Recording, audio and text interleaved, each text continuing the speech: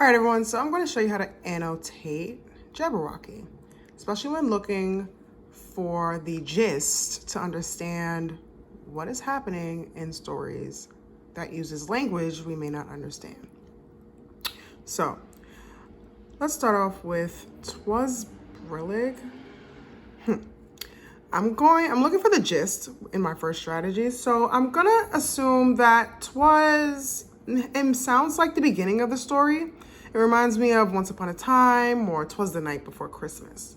So I'm gonna annotate that, the beginning of the story. I'm still looking to understand the gist, so I'm gonna write that down for myself to remember.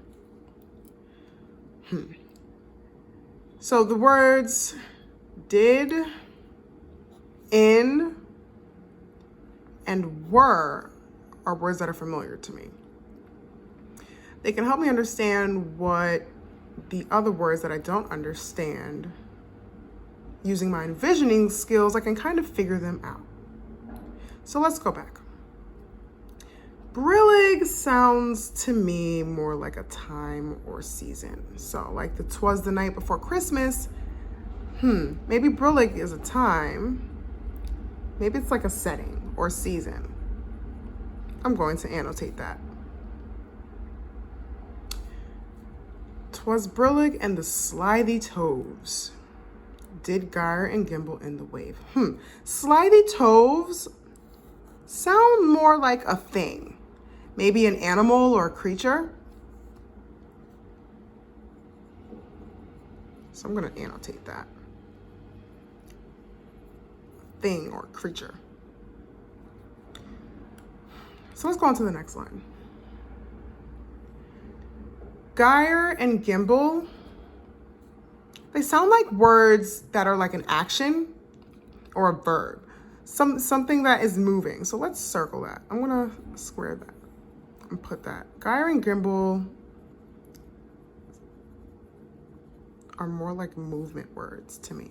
I can envision that in my head. All right, let's go back and look.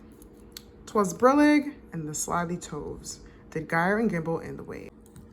So now that I'm using my envisioning skills to vision what's happening and get the gist to understand what these words are and what they mean, I'm going to use the substitute word strategy. Now I'm going to switch these words to words that I know to help me understand further.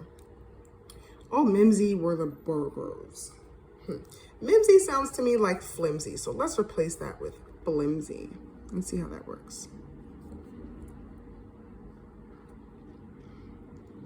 Burgroves sound like another creature or animal or thing, so let's replace that with butterflies, maybe.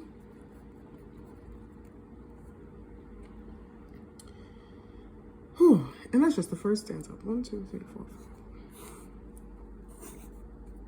So, boys and girls, this was a lot of work, but I am confident that with lots of practice, you can get better at annotating, especially when looking to understand the gist and understand words that authors may use in other ways to help us understand what is going on in the text.